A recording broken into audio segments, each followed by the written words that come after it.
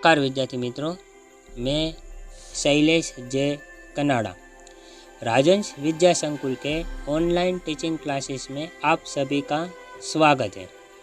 आज का हमारा विषय है हिंदी। कक्षा 10 की कविता 3 सवैये, उसी के बारे में हम पढ़ेंगे। सवैये, जिसका लेखक है रसखान, और इस सवैये का प्रकार है मुक्तक, और रसखान का जन्म स्थल दिल्ली है। रसखान का जन्म सन 1548 ईस्वी सन में हुआ था और रसखान की मृत्यु सन 1628 ईस्वी सन में हुई होगी, ऐसा अनुमानित किया गया है।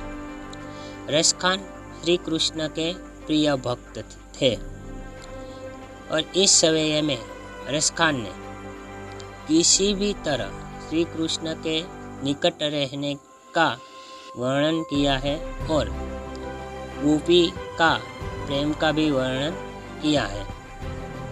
इसी में 4 मुक्तक दिए गए हैं, तो चले हम मुक्तक और उसका सरल अर्थ समझेंगे। मनुष्य हो तो वही रसखान, बसो मिले गोकुल गाँव के ग्वारन। जो पशु हो तो कहा बस मेरो, चारो नित नंद की धेनु मजारन। पाहन हो तो वही गिरी को, जो धर्यो कर छत्र पुरंद कारण। जो खग हो तो बसेरो करो, मिले कालिंदी कुल कदम की डारन। इस मुक्तक का अर्थ है कि कवि रसखान व्रजभूमि से अभिभूत है। वे अगले जन्म में श्री कृष्ण की जन्मभूमि में जन्म लेने की कामना करते हैं। वे कहते हैं कि यदि उन्हें मनुष्य योनि में जन्म लेने का सौभाग्य मिले तो वे गोकुल में ही जन्म लें और वहाँ गाँव के ग्वालों के साथ मिलकर निवास करें। वे कहते हैं कि यदि वे पशु योनि में जन्म ले तो इसमें उनका कोई वश ही नहीं है। तब वे केवल इतना ही चाहते हैं कि प्रतिदिन उन्हें नंद की गायों के बीच चरने का मौका मिले। यदि वे पत्थर बने तो उस गोवर्धन पर्वत के पत्थर बने, जिसे श्री कृष्ण ने इंद्र के क्रोध के कारण, जो इंद्र ने बहुत ही बारिश कर दी थी, तब उस गोकुल वासियों को बचाने के लिए श्री कृष्ण ने अपने हाथ से छत्र की तरह उठा लिया था। वही गोवर्धन पर्वत का पत्थर बनना चाहता है। वे कहते हैं कि यदि उन्हें पक्षी बनने का मौका मिले तो वे गोकुल में अन्य पक्षियों के साथ मिलकर यमुना के किनारे स्थित कदम वृक्ष के पेड़ों की डालियों पर बसेरा करे, या लकुटी अरु कामरिया पर राजती हूँ पूर को तजी डारो। आठू हूँ सिद्धि नौ निधि को सुख, नंद की धेनु चराय बिसारो। रसखान का बोइन आखिन सो, व्रज के बन बाग तड़ाग निहारो। कोटि काहू काल दोत के दाम, करिल के कुंजन ऊपर वारो। इस मुक्तक का सरल अर्थ होता है कि रसखान कहते हैं कि यदि मुझे श्री कृष्ण की वह लाठी और कंबल पाने का अवसर मिले जिन्हें लेकर श्री कृष्ण गाय चराने जाया करते थे, तो उनके लिए मैं आकाश, पाताल और मृत्यु तीनों लोकों का राज्य भी त्याग दूं। वे कहते हैं कि यदि मुझे नंद की गायों को वन में ले जाकर चराने का सौभाग्य मिले तो उसके बदले में मैं अमूल्य 8 सिद्धियों और 9 निधियों से प्राप्त होने वाले सुख को भी भुला दूं। वे कहते हैं कि यदि मुझे कभी अपनी आँखों से ब्रज के वन, वहाँ के बाग बगीचों और सरोवरों को देखने का अवसर मिले तो मैं वहाँ के उगने वाली कटीली झाड़ियों के झुरमुटों को पसंद करूँगा और उन पर सोने के करोड़ों महलों को निछावर करने को तैयार हूँ।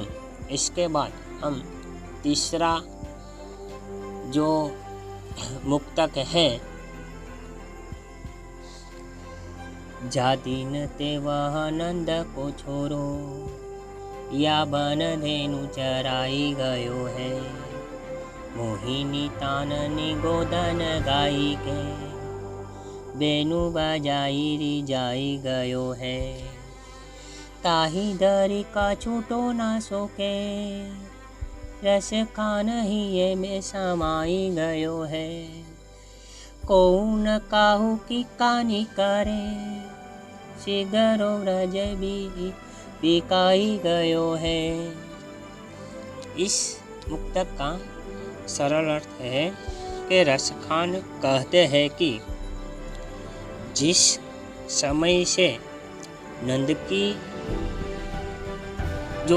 का छोरा श्री कृष्ण इस वन में गायों को चरा कर गया है और अपनी मुरली की मनमोहक तान से यहाँ की गायों को रिझा गया है, तभी से वह लोगों पर कुछ ऐसा जादू टोना सा कर गया है कि वह जन जन के हृदय में घर कर गया है। तब से ब्रज में ऐसी हालत हो गई है कि कोई किसी की परवाह ही नहीं करता। लगता है जैसे सारे ब्रजवासी नंद जी के छोरे पर न्योछावर हो गए हैं। इसके बाद जो चौथा मुक्तक है वह हम पढ़ेंगे। मोर पंखा सिर ऊपर राखी हो, गुंज की माल गरे पहिरोगी, ओढ़ी पीतांबर लेला कुटी बन, गोदन ग्वारी न संग फिरोगी, भाव तो वही मेरो रस खानी, सो तेरे कहे सब स्वांग करोगी, पे मुरली मुरली दर की अदरान, दरी अदरान न दरोगी। इस मुक्तक का सरल अर्थ है, कवि रसखान श्री कृष्ण के प्रति गोपियों के प्रेम का वर्णन करते हुए कहते हैं कि गोपियाँ श्री कृष्ण के लिए सारा स्वांग करने के लिए तैयार है। जो कुछ करना उनके कृष्ण को प्रिय था। और गोपियाँ कहती है कि वे श्री कृष्ण की तरह अपने सिर के ऊपर मोर के पंख धारण करेगी। वे अपने गले में लाल रंग के गुंजों की माला धारण करेगी। वे श्री कृष्ण का वेश धारण कर पीले रंग के वस्त्र ओढ़कर और अपने हाथ में गायों को चराने के लिए लाठी लेकर गायों और ग्वालों के साथ साथ वन में भटकेंगी।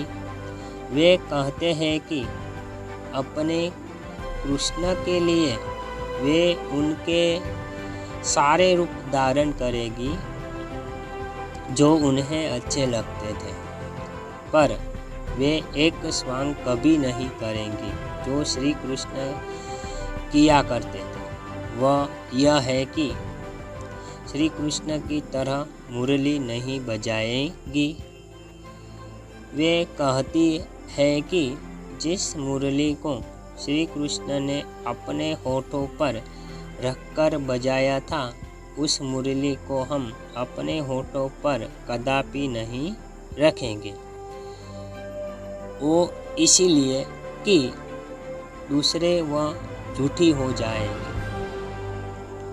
इसको गोपियों कहती है कि इस मुरली को अपने मुंह पर रखेगी तो वह झूठी हो जाएगी, और वे अपने आराध्य के साथ ऐसा व्यवहार कदापि नहीं करना चाहती है। तो ये चारों मुक्तक और इस सवैया का लेखक जो रसखान है, उसने बहुत ही सुंदर ढंग से ये चारों मुक्तक का वर्णन किया है, और रसखान ने इसी में श्री कृष्ण का प्रेम का भी वर्णन व्यक्त किया है। अस्तु। जय हिंद, जय